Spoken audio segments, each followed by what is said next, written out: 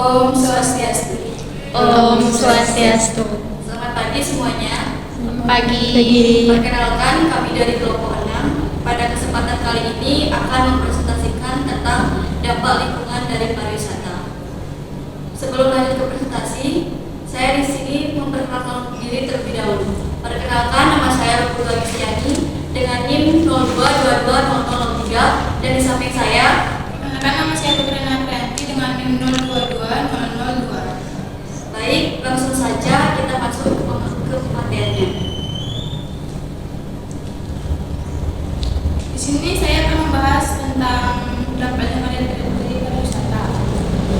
Kita akan melihat dampak pariwisata terhadap lingkungan tempat mereka melakukan perjalanan. Meskipun fokusnya jelas adalah pada bagaimana pariwisata mempengaruhi lingkungan di destinasi-destinasi wisata populer. Pada saat yang sama, kita perlu menyadari bahwa peningkatan pariwisata global mempunyai dampak-dampak lingkungan yang jauh melampaui destinasi-destinasi tersebut saja. Faktanya tidak berlebihan jika dikatakan bahwa pariwisata merupakan kontributor utama terhadap kerusakan lingkungan, terutama melalui kontribusi terhadap transportasi terhadap polusi, baik melalui udara, laut, atau darat. Dampak lingkungan dari pariwisata yang pertama yaitu polusi transportasi. Pergerakan wisatawan berskala besar memerlukan penggunaan transportasi massal, khususnya melalui udara, dan meskipun pesawat terbang kini 2 kali lebih hemat bahan bakar dibandingkan 3 dekade lalu, jalannya udara meningkat 4 kali lipat dalam interval yang sama. Yang kedua, polusi suara melalui transportasi. Segala bentuk transportasi bermotor, jalan raya, laut, dan udara dapat mengganggu ketenangan resor dengan meningkatkan tingkat kebisingan baik di lingkungan pedesaan atau di kawasan pemukiman, dan hal ini juga harus dianggap sebagai bentuk polusi. Yang ketiga, polusi destinasi wisata. Polusi fisik di destinasi populer menimbulkan ancaman semakin besar bagi pariwisata global.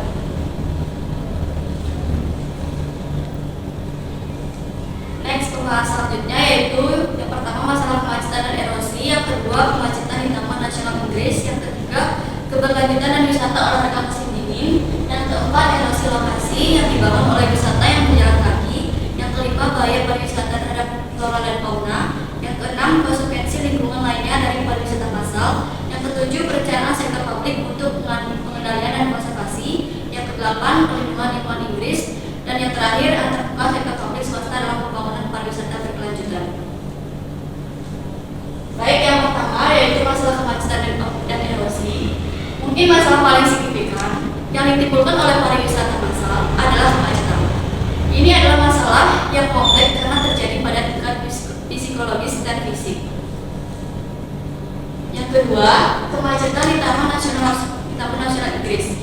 Banyak lokasi pedesaan populer seperti Taman Nasional terancam oleh pengunjung yang mereka terima, dan dalam kasus Inggris, pendekatannya dengan pusat-pusat populasi tinggi. Yang ketiga, keberlanjutan dan wisata olahraga musim dingin. Salah satu ekosistem yang rapuh di Eropa berada dalam ancaman khusus. Ini adalah pegunungan Alpen, dan karena sistem ini tersebar di tidak kurang dari 7 negara, kolaborasi untuk mencegah dampak terburuk terhadap lingkungan dari pariwisata menjadi lebih sulit. Yang keempat, erosi lokasi yang dibangun oleh wisata yang berjalan kaki. Meskipun lokasi yang dibangun pada umumnya serapu lokasi alami, lokasi tersebut juga terkena dampak erosi dalam jangka panjang, secara eksternal karena cuaca, secara internal karena kerusakan yang dilakukan oleh banyak pengunjung. Yang kelima, bahaya pariwisata terhadap flora dan fauna. Bahkan perburuan cindera mata pun dapat mempengaruhi keseimbangan ekologi suatu wilayah. Pengunjung yang membawa pulang kaktus berdampak buruk terhadap lingkungan, ekologi gurun, pengambilan karang dan karang angka, baik sebagai oleh-oleh atau dijual komersial oleh perusahaan pariwisata dari kawasan Pasifik, juga menimbulkan kekhawatiran. Yang keenam, konsekuensi lingkungan lainnya dari pariwisata massal. Banyak kota wisata populer memiliki jalan yang sempit, sempit yang tidak hanya menyebabkan masalah kemacetan lalu lintas yang parah, namun juga potensi kerusakan pada bangunan saat bus mencoba melewati jalan tersebut. Yang ketujuh, perencanaan sektor publik untuk pengendalian dan konservasi. Sebagian besar konservasi dan makalah yang dihasilkan berfokus pada pembuatan rekomendasi sehingga persoalan pengendalian wajib berada di tangan pemerintah pusat. Yang kedelapan, perlindungan lingkungan di Inggris. Di Inggris, kepekaan terhadap dampak pariwisata terhadap lingkungan sudah ada sejak abad ke-19. Kekhawatiran atas kemungkinan pengerusakan Lake District yang kemudian semakin populer menyebabkan terbentuknya masyarakat ketahanan pada tahun 1883 untuk melindungi wilayah tersebut dari eksploitasi komersial. Yang kesembilan, antarmuka sektor publik swasta dalam pembangunan pariwisata berkelanjutan. Pengendalian perencanaan baik yang dilaksanakan secara pusat maupun daerah sangat penting untuk menghindari konflik kepentingan yang tidak terhindarkan yang timbul antara sektor publik dan swasta. Yang terakhir, ada contoh kasus dampak lingkungan akibat kegiatan pariwisata di Bukit Tinggi. Tekanan lingkungan yang disebabkan oleh kegiatan pariwisata semakin meningkat seiring dengan jumlah yang pengunjung dan pengembangan infrastruktur untuk memenuhi kebutuhan wisatawan. Hal ini menyebabkan peningkatan jumlah limbah padat dan cair, polusi, sanitasi, dan masalah estetika. Kota Bukit Tinggi memiliki tempat-tempat wisata yang terkenal dan hampir semuanya terletak di dalam kota sehingga memudahkan wisatawan untuk melakukan perjalanan ke berbagai lokasi. Namun perhatian menyeluruh terhadap pelestarian lingkungan perlu dilakukan oleh sektor pariwisata, sedangkan Kota Bukit Tinggi saat ini dibayangi oleh kekhawatiran daya dukung kota untuk mengakomodasi beberapa fungsi secara bersamaan dalam area terbatas.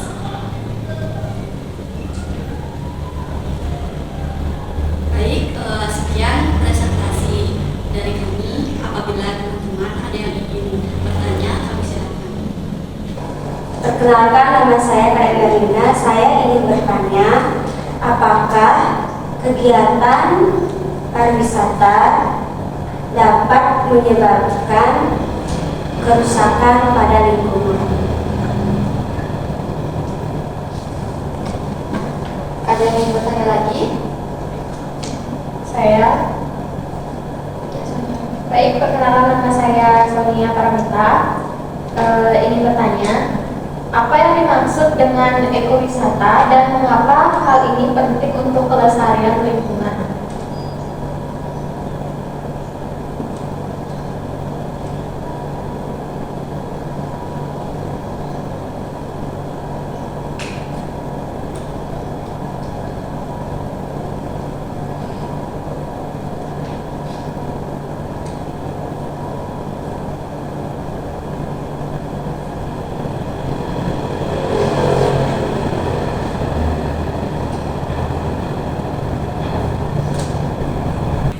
Baik, saya akan menjawab pertanyaan dari Yuna. Apakah kegiatan pariwisata dapat menyebabkan kerusakan lingkungan? Tekanan lingkungan yang disebabkan oleh kegiatan pariwisata semakin meningkat seiring dengan jumlah pengunjung dan pengembangan infrastruktur untuk memenuhi kebutuhan wisatawan. Hal ini menyebabkan seiring meningkatnya jumlah limbah padat dan cair, polusi, sanitasi, dan masalah estetika. Apakah jawabannya bisa diterima? Baik, saya akan menjawab pertanyaan dari Sonia. Apa yang dimaksud dengan ekowisata dan mengapa hal ini penting untuk pelestarian lingkungan? Ekowisata adalah bentuk pariwisata yang bertujuan untuk mengunjungi kawasan alami dengan cara yang bertanggung jawab terhadap lingkungan dan berkelanjutan secara ekologis. Ini mencakup pelestarian ekonomi alam, meminimalkan dampak negatif terhadap lingkungan, serta meningkatkan kesejahteraan masyarakat setempat. Penting karena adanya peningkatan kesadaran dan pengelolaan sumber daya alam yang lebih baik. Apakah diterima? Bisa. Mungkin teman-teman ada yang ingin memperkuat atau menambahkan jawaban dari kami persilakan. Perkenalkan, nama saya Putri Arwahayuni. Di sini saya akan menambahkan jawaban dari pertanyaan Sonia. Apa yang dimaksud dengan ekowisata dan mengapa hal ini penting untuk pelestarian lingkungan?